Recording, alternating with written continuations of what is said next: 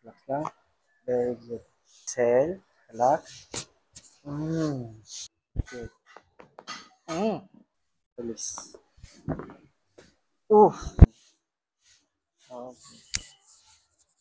Okay. Release. Relax lang. Very good. Exhale. Relax. Relax and get. Relax and get. Very good. Oh, di na pala sa on. Exhale. Ganda. Relax and get. Hi po, I'm Rolem, your therapist. This is Ma'am Z. Ma'am Z suffer for a minor scoliosis.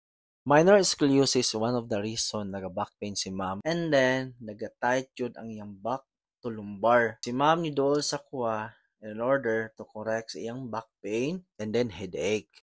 This is the second session na niya adto si Ma'am sa kuha in order to correct sa iyang mga pain. So Ma'am Z enjoyed the therapy and then na-relieve siya sa iyang gina-complain na pain and then karon ginakorek na pala si Ma'am and then another adjustments na po. This is the alternative way to fix the scoliosis. Good. Release. Relax. Relax.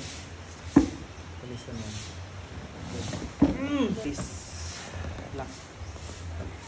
Thank you for watching. Ingat. Bye.